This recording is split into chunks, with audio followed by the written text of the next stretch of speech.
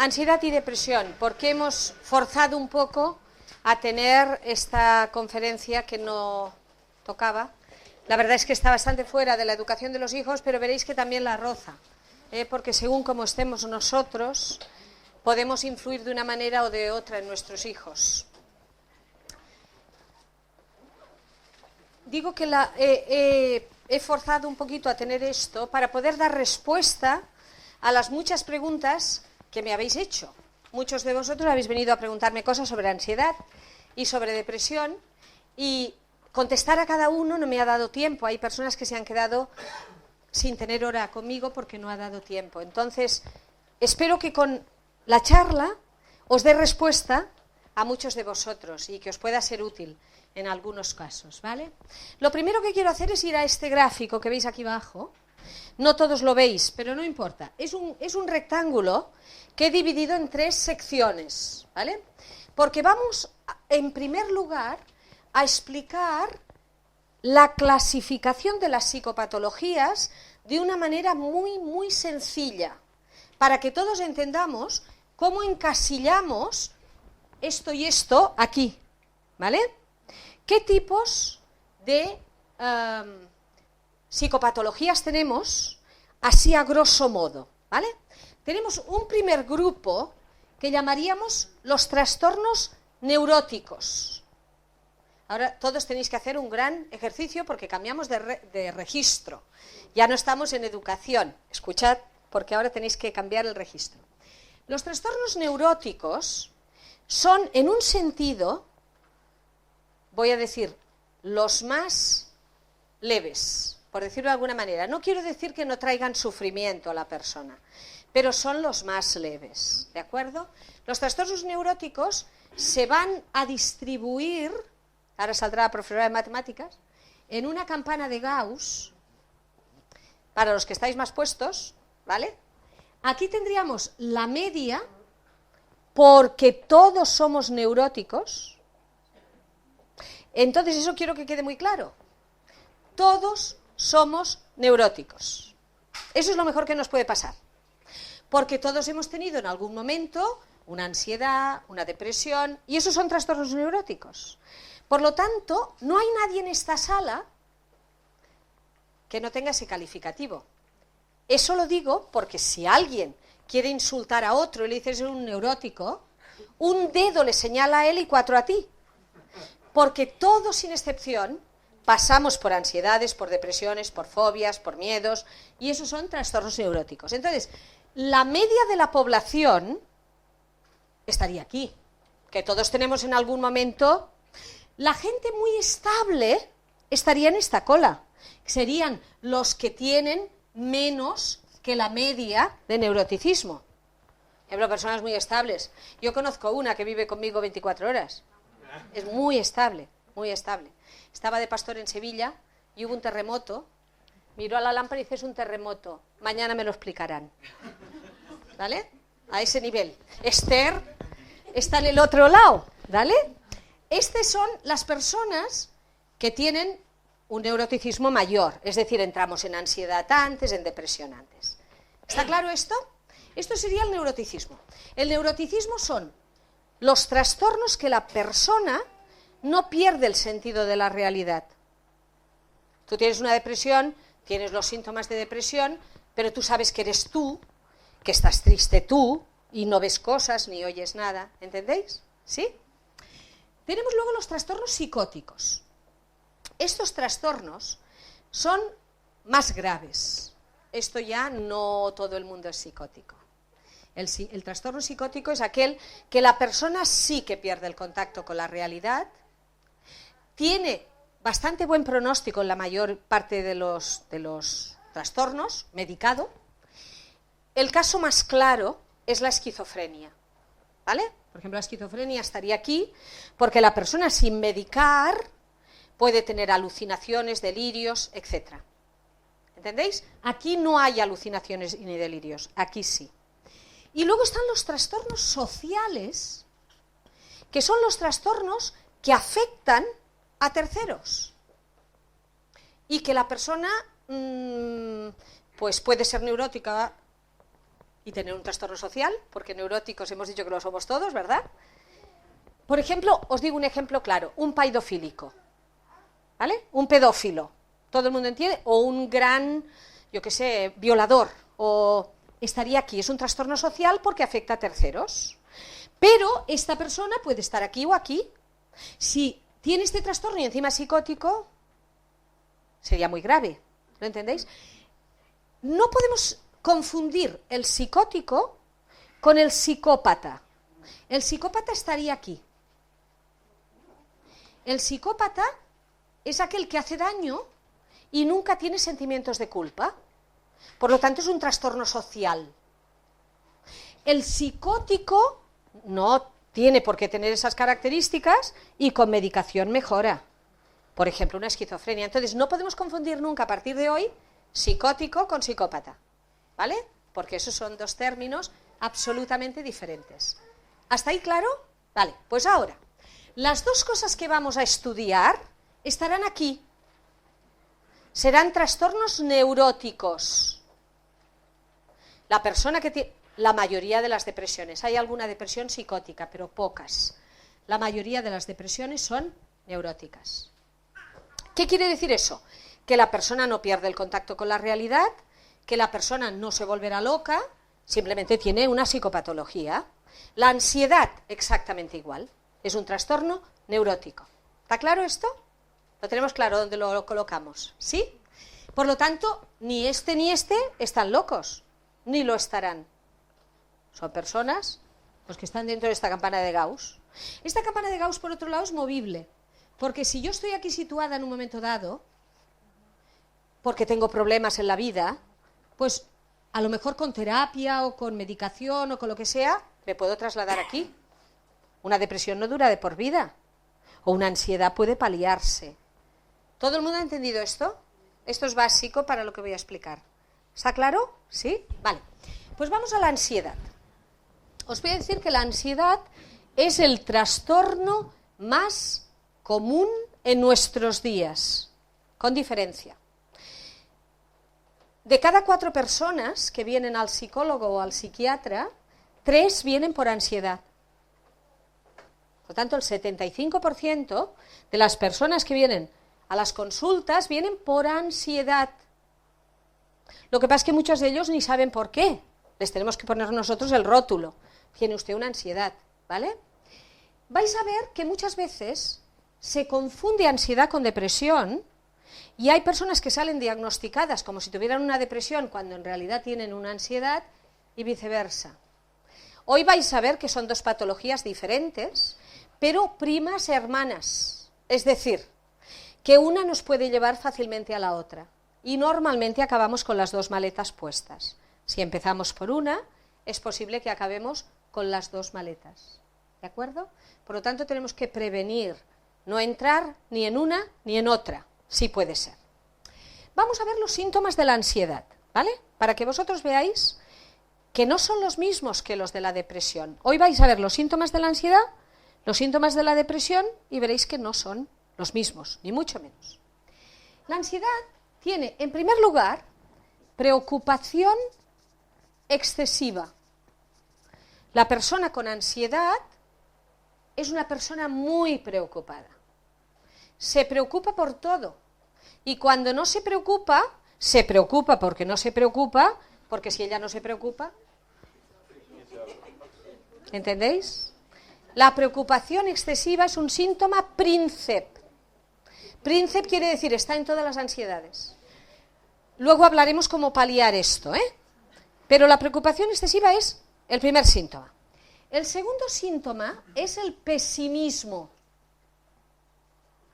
La persona es pesimista por definición, pero es que lo primero lleva a lo segundo. Si tú te preocupas por todo, lo más probable es que acabes muy pesimista, que te sientas que todo va mal, que veas siempre la botella medio vacía. El tercer síntoma son los miedos. La persona con ansiedad tiene miedo, pero es un miedo diferente a las fobias. Os explico. Cuando una persona tiene una fobia, es algo muy concreto. Tengo miedo a los perros, es una fobia. La ansiedad no es ese tipo de miedo. El miedo del ansioso es un miedo generalizado. ¿A qué tiene miedo? A todo. A vivir. Y además miedos cambiantes. Hoy tengo miedo a esto, cuando esto ya no me preocupa tengo miedo a lo otro. Y por último, por último de este bloque, voy a poner prisa. Pero no es la prisa que entendemos coloquialmente, sino que el ansioso va acelerado por dentro.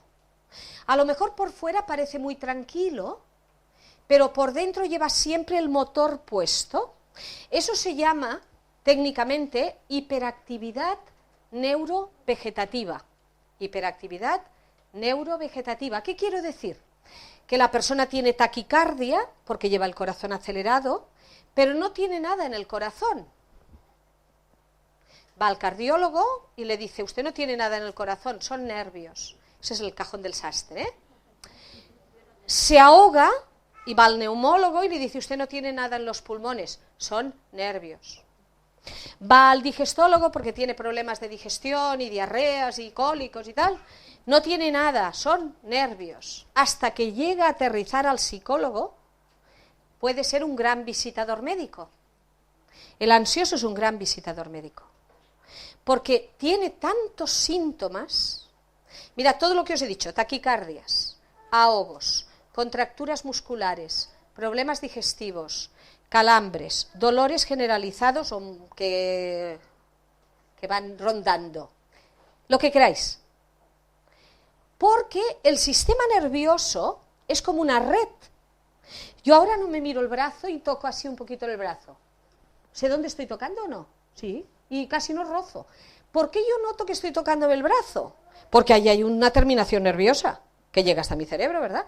Esa terminación nerviosa, vale, ahí hay terminaciones, pero hay terminaciones nerviosas en todas partes del cuerpo.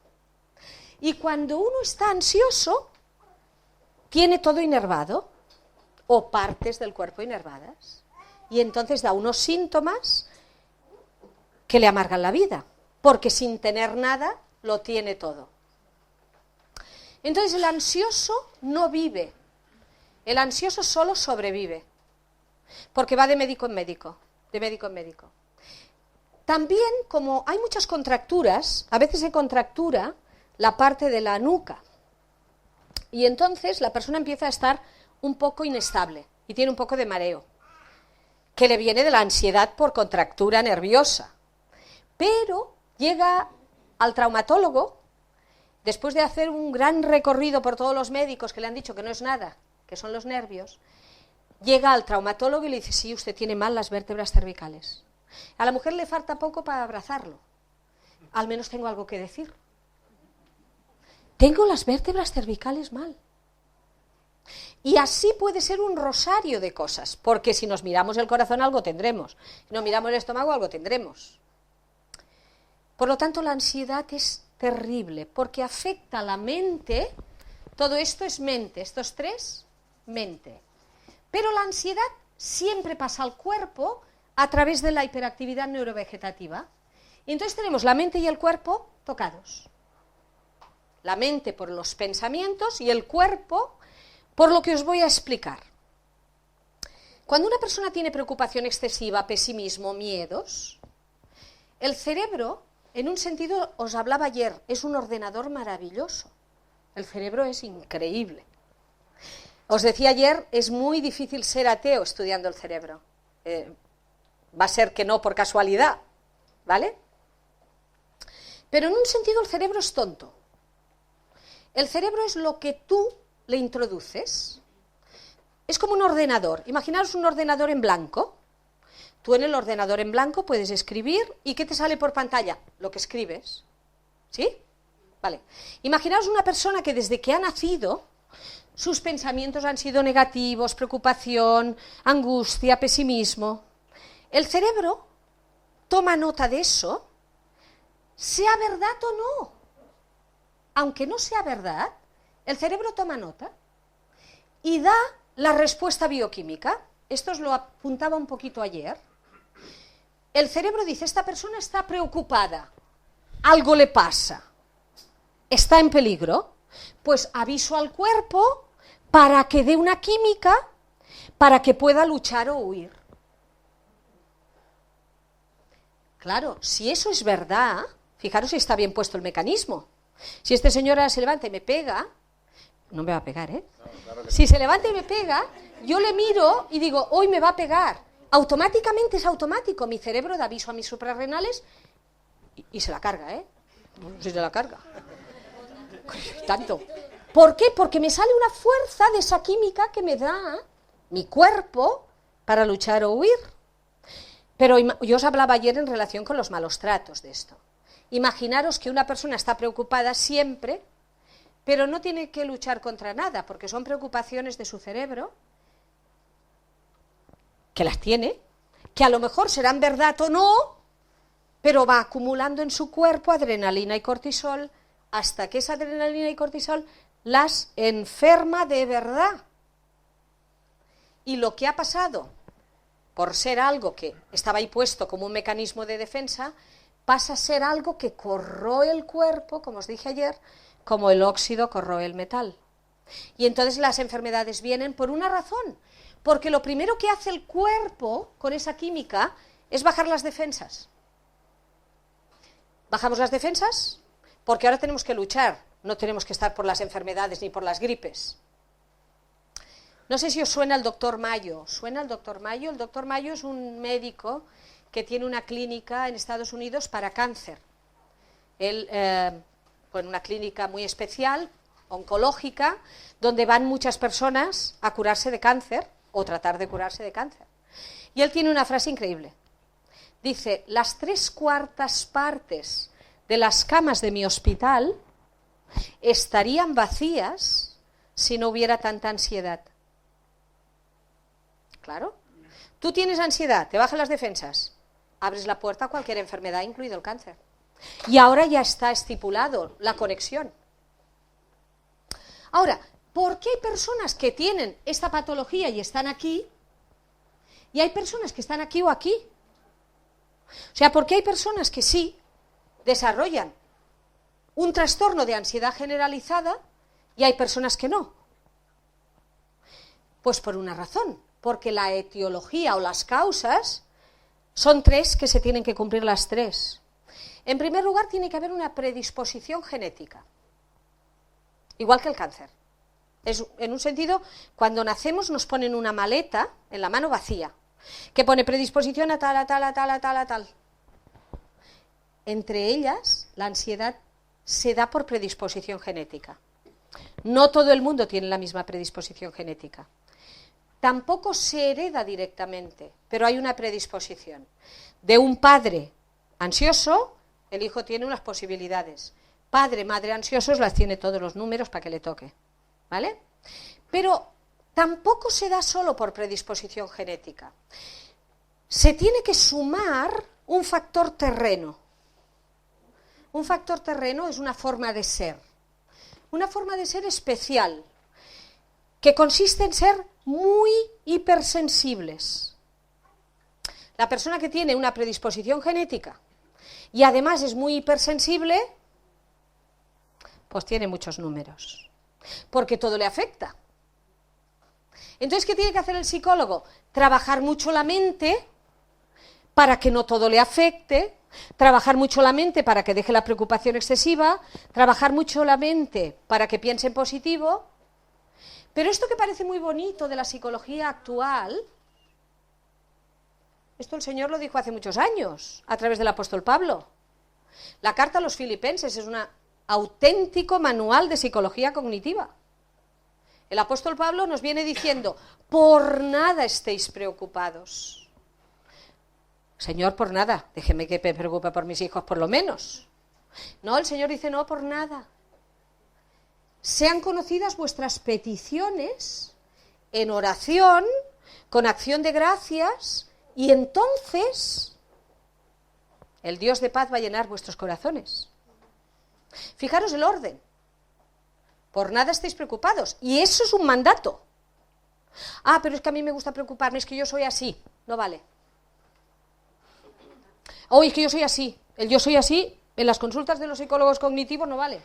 Si usted es así, cambie. ¿Quién manda usted? En usted, usted, cambie.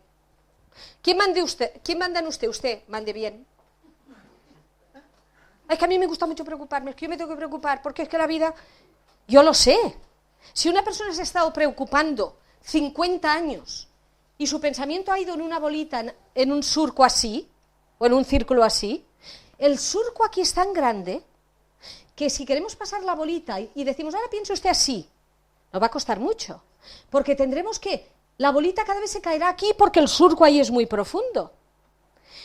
Pero, ¿sabéis cuál es el mejor descubrimiento de la psicología cognitiva hasta hoy? Que la persona puede cambiar si quiere, y doy fe. La persona puede cambiar si quiere. Y además, es un mandato bíblico, no te lo pierdas. Porque encima nos vamos a Filipenses 4:8 y nos dice el apóstol Pablo, si hay algo bueno, si hay algo noble, si hay algo amable, si hay algo digno de buen nombre, si hay algo verdadero, en esto pensad. O sea que la psicología, la Biblia tenía razón, como decía él. Ahora hablamos mucho de pensamiento positivo, entonces, mirad, a veces a mí me duele un montón que los creyentes tengamos que ir a esos libros de autoayuda, cuando tenemos la Biblia, y tenemos al autor de la vida, y del pensamiento, y del cerebro, y que podemos cogernos a él por una razón, Filipenses 4:13, todo lo puedes en Cristo, que te da fuerzas, cambiar también. Y si no cambias, estás contraviniendo las órdenes del Señor. Por nada, y subrayo el nada, lo ponemos en mayúscula en rojo y en negrita si queréis, por nada estés preocupado. Eso no te hace más responsable, no, te hace más enfermo. La responsabilidad no viene de preocuparte, la responsabilidad viene de ocuparte. Yo siempre le digo a mis pacientes, mire usted, no pase usted el puente antes de llegar, se estrella. Tengo una paciente especial que viene porque tiene miedo de tener un cáncer de mama.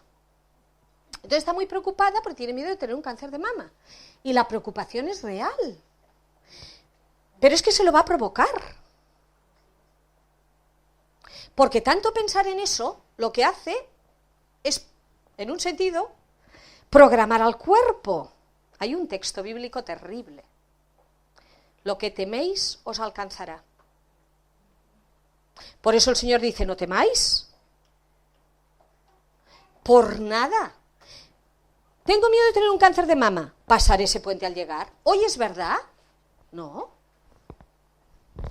¿Mañana será verdad? Es que los demás no me quieren, es que son malísimos conmigo, es que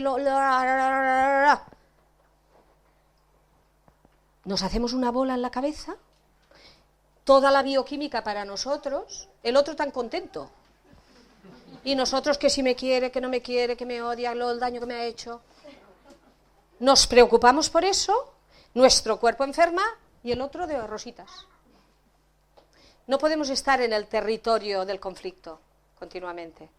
Tenemos que estar cuando tenemos que estar. Nos ocupamos, la Biblia va llena de ocúpate, esfuérzate, pero no te preocupes.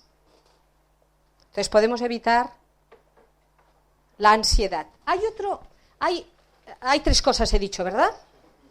La predisposición genética, la hipersensibilidad y el tercer gran punto para que brote la ansiedad es un ambiente conflictivo. Un ambiente conflictivo. Si la persona tiene la preocupación, si la persona tiene la predisposición genética, tiene la hipersensibilidad, pero vive en un mar de calma, probablemente tendrá ansiedad, pero menos. En cuanto tenga problemas, va a brotar. Pero no es la voluntad de Dios para tu vida que tengas ansiedad. Por lo tanto, tienes que hacer algo. Y hacer algo pronto. Porque te quita la paz a ti y vivir con un ansioso es una cruz. Porque que todo se vea negro, que esté siempre preocupado, que siempre está de mal humor, que siempre ve lo negativo. Pues dices que te aguante tu abuela, como aquel alumno mío que decía tu madre, ¿eh? Vale, la depresión. ¿Habéis entendido la ansiedad? Vale, la ansiedad se tiene que tratar el pensamiento, esto, con un psicólogo para aprender cómo cambiamos el patrón, y se tiene que trabajar el cuerpo. El cuerpo en la consulta, o sea, yo no trato ninguna ansiedad que no trate mente y cuerpo a la vez. ¿Cómo trato la mente? La terapia cognitiva. Si es creyente me lo pone en bandeja, ¿eh? Pero si no es creyente tendré que trabajar antes de convertirlo todo lo que pueda, ¿no? Y el cuerpo, ¿cómo lo hago con el cuerpo? Pues con el cuerpo tengo que enseñarle muchas técnicas. Porque el ansioso lleva puesta la ansiedad. Os he dicho que Freud decía la ansiedad pasa al cuerpo, ¿verdad? Entonces tiene que aprender a sentarse bien. Ahora os podría decir quién tiene ansiedad y no, ¿eh? Ahora os sentaréis todos bien. A sentarse bien, a respirar bien, a comer bien. Hay cosas que para la ansiedad son nefastas.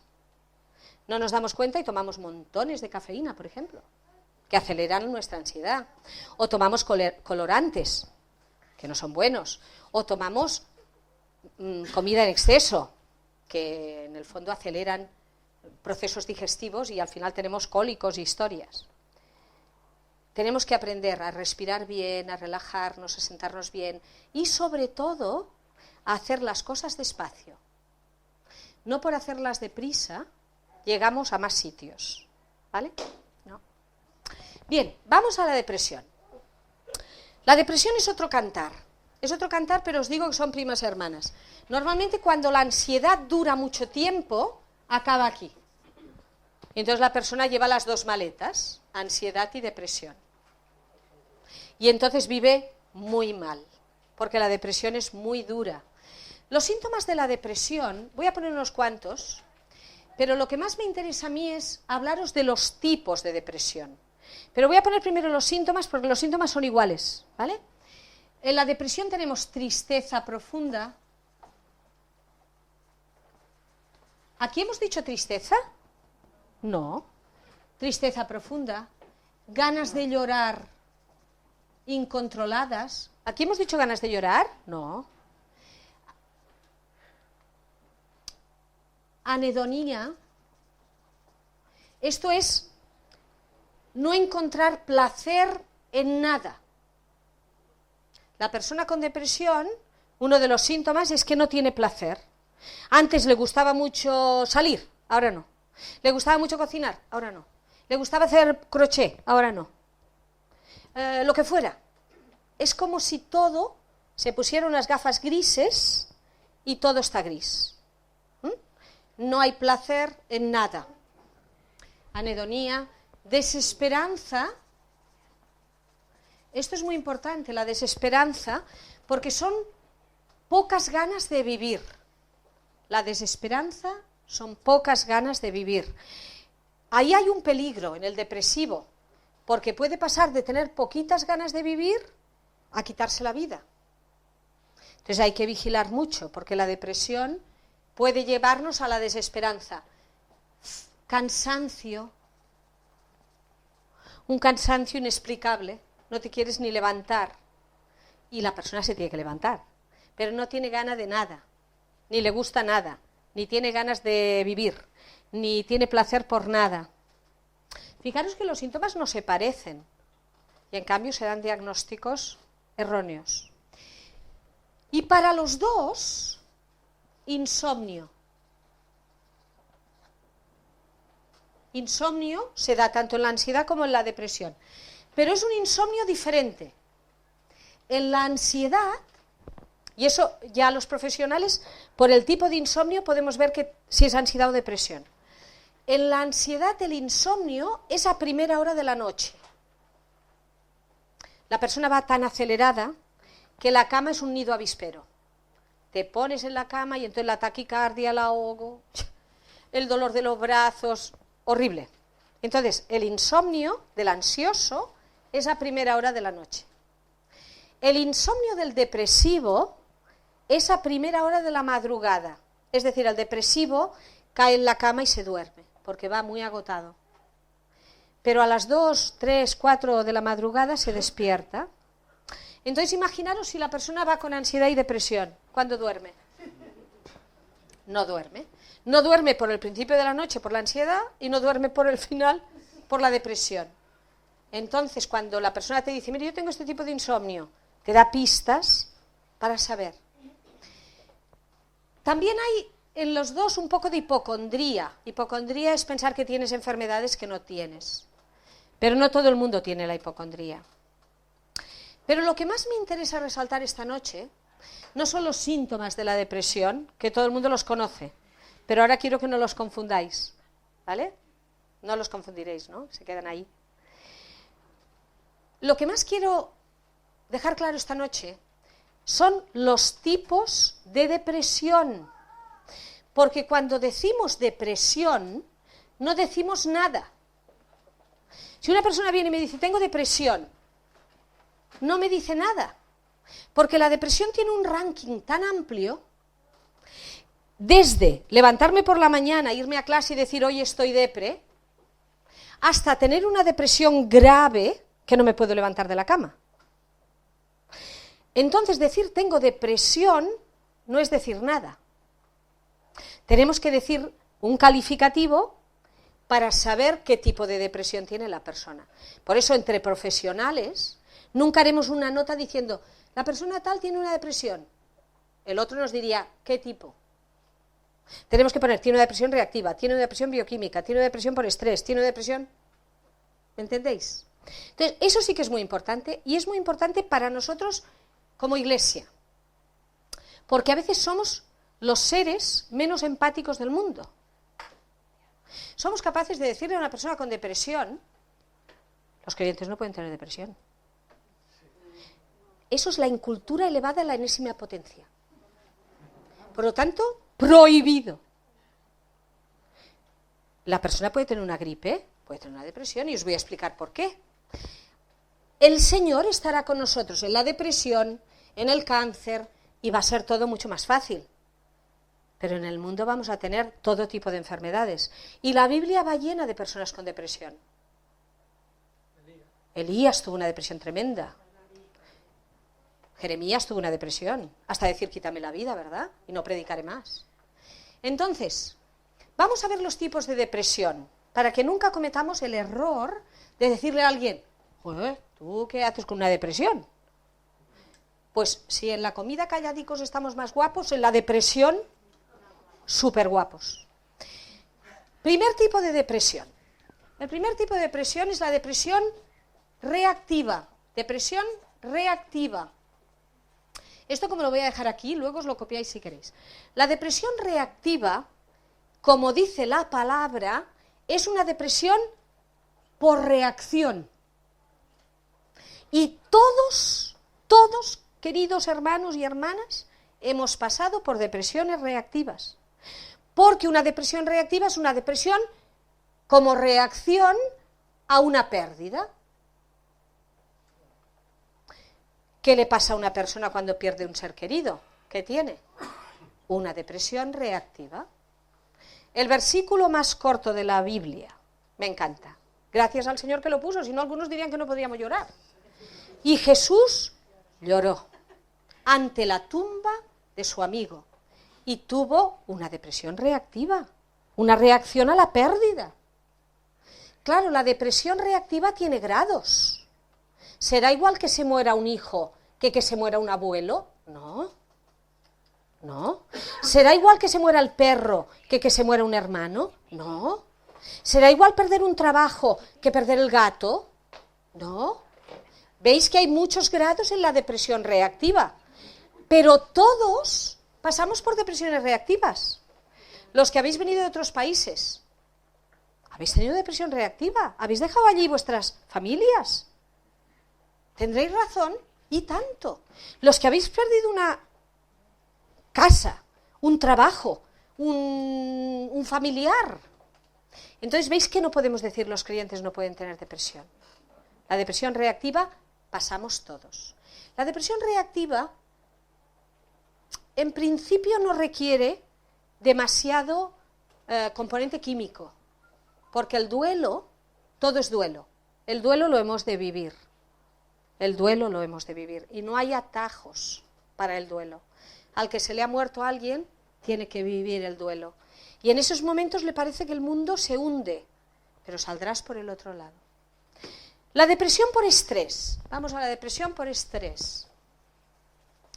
Esta depresión es una depresión propia.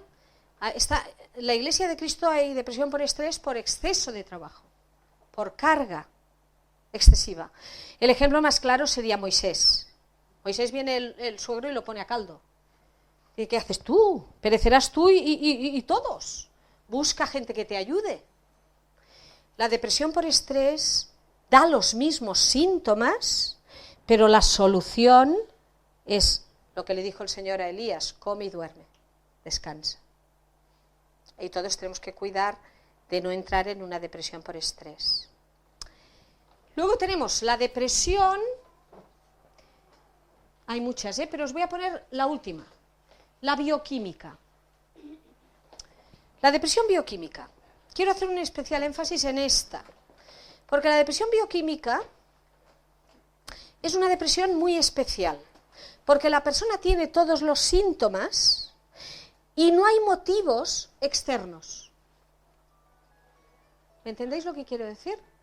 La persona tiene los síntomas, pero va al médico o al psicólogo y le dice: mire usted, yo estoy triste, tengo ganas de llorar, tengo anhedonía, no sé, no me siento placer por nada, tengo desesperanza. Y el médico o el psicólogo le pregunta: ¿le ha pasado algo? ¿Tiene usted algún problema? No, no tengo ningún problema. ¿Tiene usted trabajo? Sí. ¿Sus hijos? ¿Todos bien? ¿Y su marido? Si la persona dice la verdad y no le pasa nada fuera, es una depresión que tiene un origen endógeno. Por eso a esa depresión bioquímica se le llama también depresión endógena. ¿Vale? Y quiero que tengamos una alusión muy especial a esta depresión, porque es la más grave. Es la más grave. Y necesita medicación. Y os prometo que a veces me desespero. Porque la gente, si tiene una insuficiencia renal, llega a la iglesia. Hermano, ¿qué te ha dicho el médico? Que tengo una insuficiencia renal. Tómate la medicación, ¿eh? El mismo cuadro. ¿Qué te ha dicho el médico? Que tengo una depresión. No te habrá dado medicación, ¿no? Ni se te ocurra tomártela. Somos todos especialistas en bioquímica. Pero ¿quién es usted para decir que otra persona no se tome una medicación? Digo yo. Porque esa persona a la que no se le da la medicación para una depresión bioquímica puede acabar muy enfermo. Pero además no solo eso. Uno de los problemas de la depresión es la culpa, el sentimiento de culpa. Si una persona tiene depresión y ya se siente culpable y tú le haces sentir más culpable, la depresión peor. Y os lo voy a explicar de forma muy sencilla. Estoy hablando de la depresión bioquímica, ¿vale? La depresión bioquímica es que, sobre todo, un neurotransmisor que se llama serotonina no se recapta bien, ¿vale? Un neurotransmisor, igual que se estropea otra cosa, se estropea el páncreas y dejamos de producir insulina y la persona se tiene que pinchar insulina. No se nos ocurriría decir: no te pinches insulina, se moriría. En cambio, esto es tan bioquímico como lo otro y hacemos juicios de valor muy peligrosos, ¿vale? Imaginaros que esto, ni me grabes, imaginaros que esto es una neurona, ¿vale? Y esto es otra neurona, final de una neurona, principio de otra neurona. Los neurotransmisores tienen que saltar de neurona a neurona.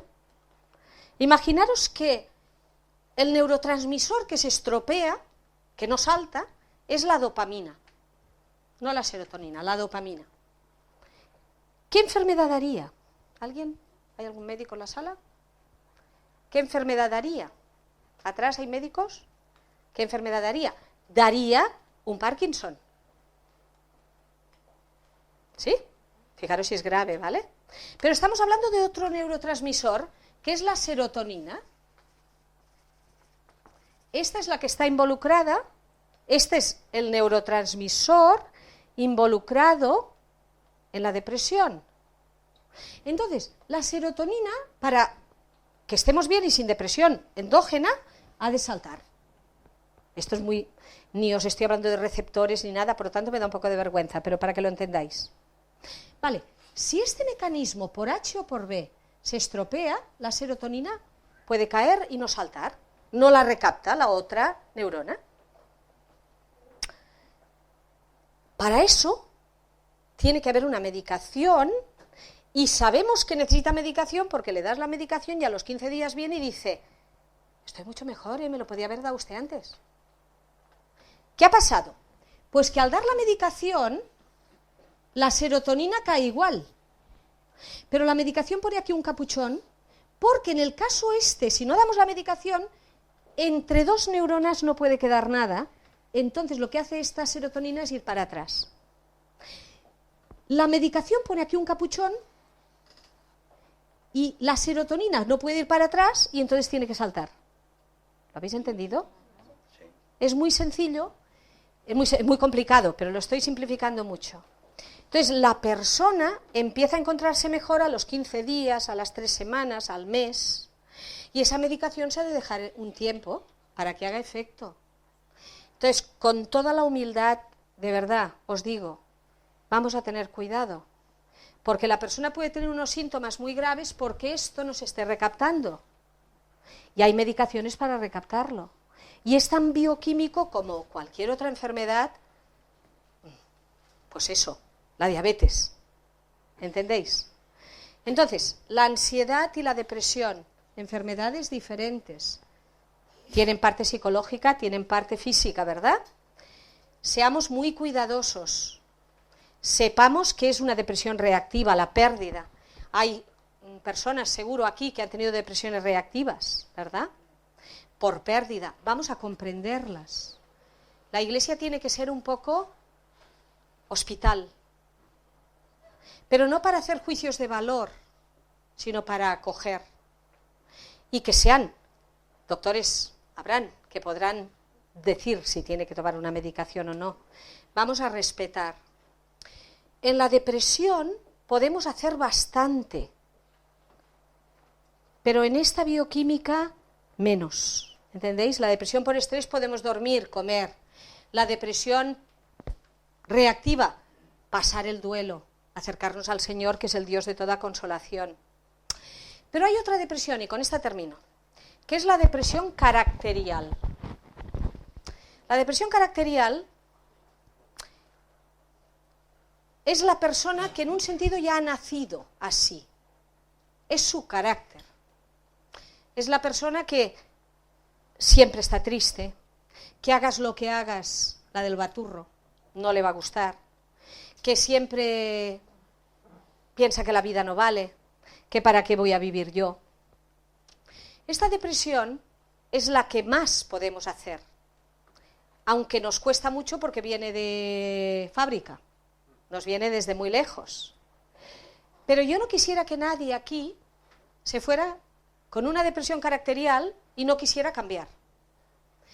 Porque además de no ser feliz para nada, la persona con depresión caracterial vive siempre bastante amargada. Además de no ser feliz, va a cortar sus días. Pero eso es bíblico, ¿eh? Seca los huesos. La depresión caracterial es muy mala. Y ahí sí que la persona tiene que hacer un esfuerzo y decir, me gozaré, incluso en mis debilidades, pero no voy a vivir con un carácter depresivo toda la vida, porque no me hago bien a mí ni a nadie.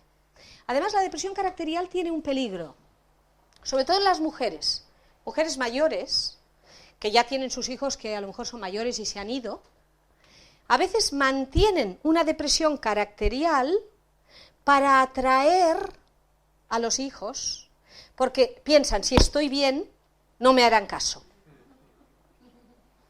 Eso es una trampa mortal. Mira, te harán caso un ratito si estás siempre mal, pero cuando salgan de tu casa dirán, ahí te quedas.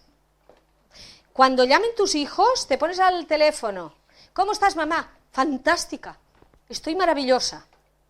Porque es más posible atraerles estando bien que atraerles estando mal. Si cada vez que vienen les explicas lo mal que estás, lo que te duele, lo terrible que es la vida, tu hijo te aguantará porque es tu hijo, tu nuera a los 2 días no viene. ¿O es mentira? No nos engañe el enemigo. La depresión caracterial, tenemos que movernos de ahí y decir, para chula yo, me duele todo, como si no. El como si funciona de maravilla, ¿eh? Me duele, como si no. Ahora vienen, una sonrisa de oreja a oreja. ¿Cómo estás? Muy bien.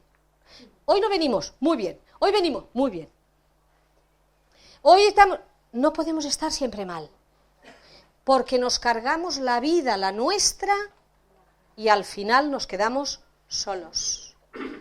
Por lo tanto, que nadie tenga el peligro o la tentación de estar continuamente mal pensando que va a tener a los demás cerca.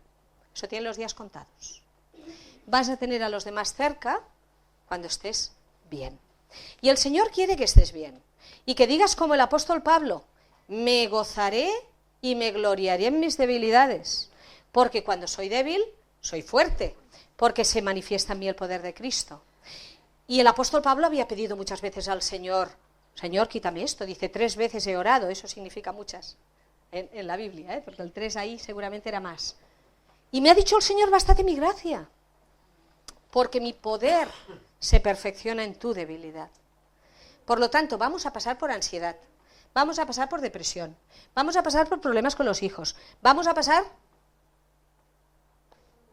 Pero en todo me gloriaré en mis debilidades.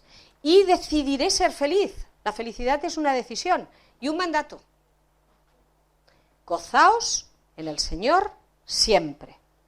Otra vez os digo gozaos, ¿verdad? Gozaos en el Señor siempre. Otra vez os digo gozaos. Me bautizaron a los 13 años. Mi padre era pastor y yo desde los 6 o los 5, papá bautiza, me bautiza. Que no. A los 13. Y yo no sé por qué elegí este texto. Gozaos en el Señor siempre. Otra vez os digo gozaos. Yo creo que no sabía ni lo que decía. Pero luego a lo largo de los años he visto que en mi vida ha tenido un efecto. A pesar de todo. A pesar de las luchas, de la ansiedad, de las preocupaciones. Gozaos en el Señor siempre. Otra vez os digo gozaos. Que el Señor os bendiga mucho.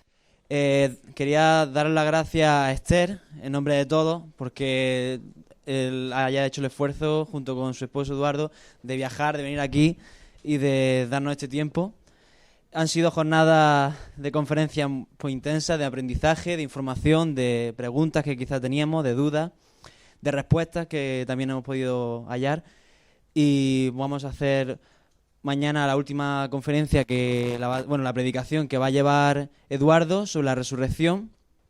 Y bueno, si cada uno tendrá su iglesia local a la que asistir, pero de todas formas estáis invitados, la invitación está ahí, si queréis venir. Y vamos a hacer una oración y nos despedimos. Señor, gracias por este tiempo, gracias por que tu palabra es clara, Señor, es fiel y permanece, Señor, y... te pedimos que bendigas a cada hermano, Señor, que está aquí, que nos bendigas al marchar, Señor, que nos bendiga al regresar a nuestros hogares. Gracias, Señor, por lo que hemos aprendido estos días, gracias por lo que hemos recibido de parte tuya, Señor. Y te pedimos, Señor, que nos ayudes porque tú has puesto el camino para el cambio, Señor, el camino para arreglar, Señor, aquellas cosas que están mal en nuestra vida, Señor. Te pedimos que tú nos bendigas al marchar, Padre, en el nombre de tu Hijo Jesucristo. Amén.